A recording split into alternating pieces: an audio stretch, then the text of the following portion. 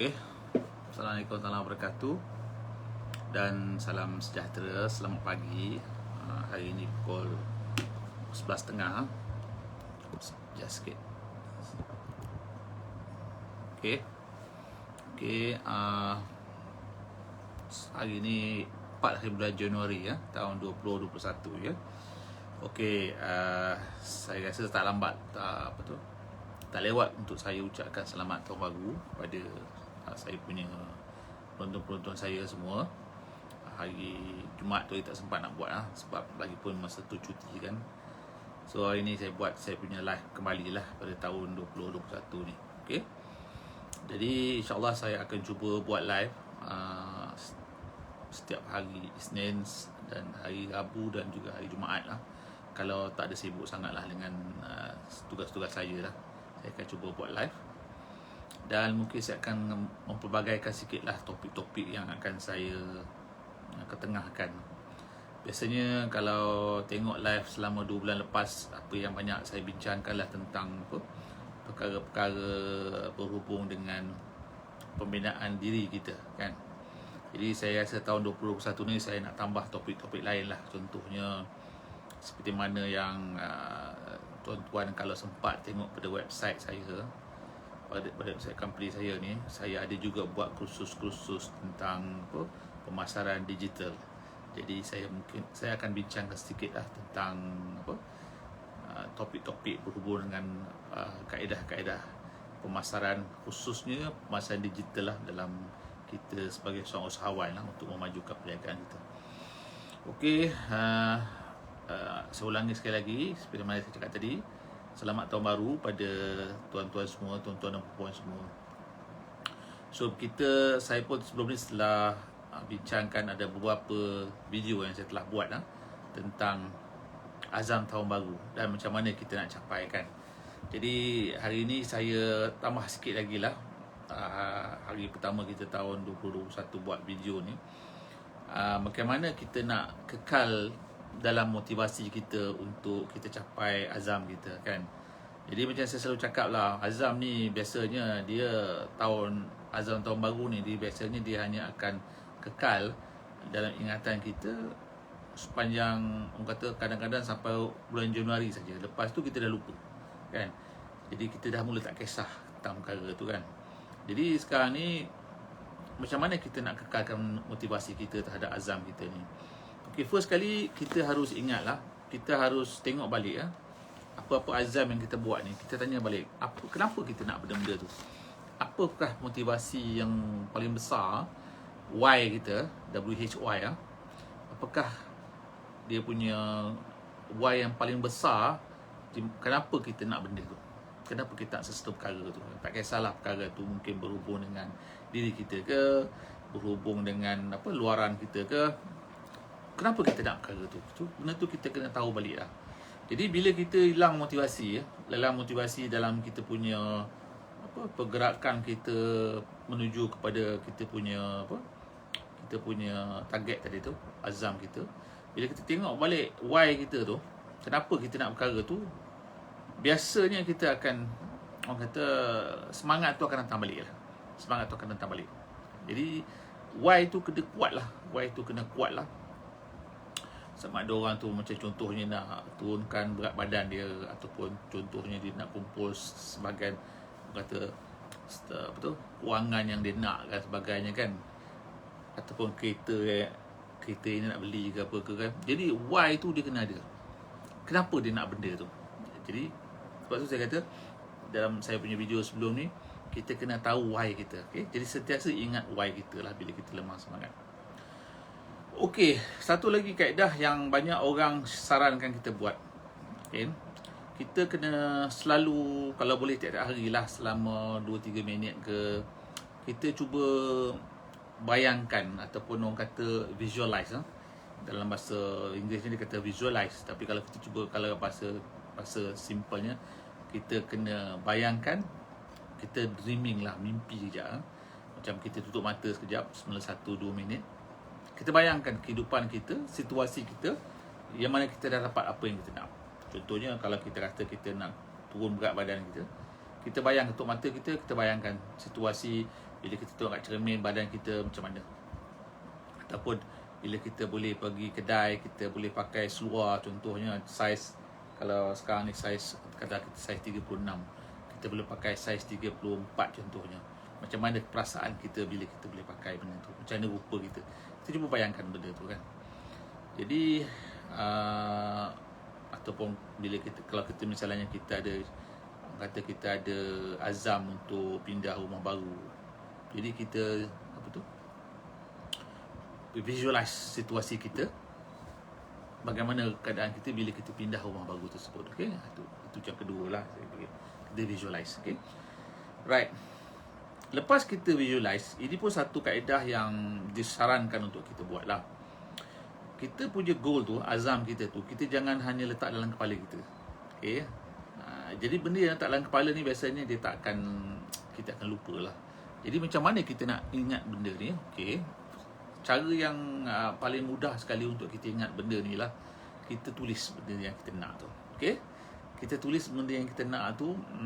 Kalau boleh kita tulis dalam satu poster ke, kan. Tak kisahlah kat mana kita tulis ke, ataupun kita print ke dalam daripada printer kita kan, apa yang kita nak tu. Okey, lepas tu kita tulis, lepas tu kita tampal kan benda yang kita nak tu dekat kat mana tempat yang kita boleh nampak lah setiap hari lah kan. Sama ada kalau kita di rumah kita, kita tampal lah di bilik tidur kita ke, di mana-mana lah.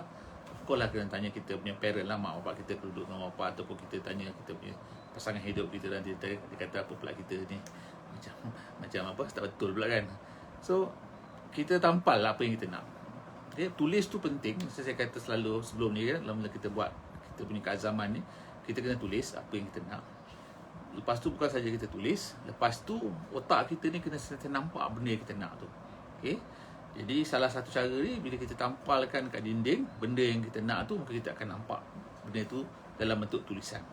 Yang kedua, satu lagi cara untuk kita nak mudah kita ingat benda yang kita nak tu, kita cari gambar-gambar yang melambangkan benda yang kita nak tu. Katakanlah kita nak melancong ke satu tempat, kita nak pergi Switzerland kan, kita ambil gambar Switzerland, lepas tu kita printkan gambar tu, lepas tu kita letak gambar tu kat tempat yang kita nak. Okey, jadi kita nampak. Ada orang suggestkan kita letak dalam komputer, tapi saya rasa komputer ni kita tak tengok selalu. Tapi kalau kita letak dekat dinding rumah kita contohnya kan, so instead of kita letak gambar tertentu ke, bagus kita print gambar-gambar ni, kita letak dekat dinding rumah kita. Untuk azam tahun baru ni, contoh kalau kita nak pergi ke Switzerland, ataupun kita nak pergi ke Mekah tahun ni, kita pun tak tahu boleh pergi ke tidak kan, tapi katalah contoh kita nak pergi ke Mekah tahun ni, kita ambil gambar Mekah, kita print, kita tak payah keluar banyak duit lah, kita print saja, lepas tu letak dalam frame, kita letak kat dinding rumah kita gambar Mekah. Jadi bila kita masuk rumah, kita nampak gambar Mekah tu, kita tahu ni azam aku tahun ni. Ataupun contohnya kita nak pindah rumah baru, kita berkenal sangat dengan rumah tu, apartmen tu, kita contoh kita nak cari apartmen yang baru, kita berkenal sikit. Apa kita buat, kita ambil gambar apartmen yang kita nak duduk, kat mana yang kita nak duduk tu, lepas tu kita print, letak dalam frame murah je, pergi kat DIY shop, frame dia kurang RM5 je. Kita letak dalam frame gambar tu, lepas tu kita letak kat rumah kita. Jadi bila kita masuk rumah, masuk bilik kita, kita nampak gambar tu. Jadi orang kata kalau kita boleh letak gambar-gambar ni kat dalam rumah kita, kat dinding kita, saya rasa bila kita hilang motivasi untuk capai objektif kita, kita tengok gambar ni, insya-Allah kita akan dapat semangat balik lah untuk kita capai benda itu kan. Okey, gambar tanya. Okey, lepas tu kalau kita dalam kita, of course kita nak mencapai goal kita tu, contoh kita nak pergi ke Mekah tahun ni kan, kita kena kumpul duit, mungkin lebih kurang RM15,000 kita kumpul duit kan. Jadi sebelum kita capai RM15,000 tu, kita akan ada peringkat-peringkat lah, kita mungkin sampai tahap RM5,000, RM10,000 dan sebagainya kan. Jadi bila kita sampai satu peringkat dalam kita nak mencapai goal kita tu, kita kena celebrate. Okay? Kita belum sampai goal kita lagi, kita belum sampai goal kita nak kumpul RM15,000 untuk sampai ke Mekah, tapi kita celebrate. Dalam perjalanan tu kita celebrate. Okay? Jadi kita enjoy kan, kita rasa seronok, alhamdulillah kita kita dah dapat capai target kita 5,000 contoh kan. Jadi kita enjoy. Jangan kita rasa oh aku tak sampai lagi, aku kena sampai 15,000 ni, ataupun aku kena sampai ke Mekah lu baru aku boleh enjoy. Tak ada. Yang penting sekarang ni kita celebrate. Sebab bila kita celebrate, minda kita akan rasa seronok, kita akan lebih motivasi untuk kita capai seterusnya.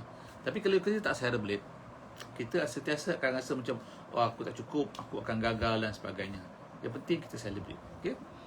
Jadi kita celebrate, tak kisahlah apa goal kita. Kalau macam tu juga, kalau saya bagi contoh tu, kalau kita nak turunkan berat badan kita 20 kg, kalau kita turun 5 kg contohnya, kita kena celebrate. Okay? Celebrate yang kita dah turun 5 kg. Okay? Jangan turun sampai 20 kg baru nak celebrate. Kita turun 5 kg, kita celebrate kan. Jadi kita dapat, orang kata, meraihkan kejayaan kita. Walaupun step kita hanya sedikit baru kita berjaya, tapi kita dah meraihkan kejayaan kita. Yang penting sekarang ni kita tak menghilang motivasi kita untuk kita capai target kita yang akhir. Iaitu contohnya turun 20 kg. Kita tak hilang kita punya target kita. Okey. Lepas tu, ini pun penting jugalah. Dalam kita nak mencapai goal kita, azam kita tu, kadang-kadang kita terlampau banyak sangat berfikir ataupun terlampau kuat sangat kerja kita untuk capai perkara tu.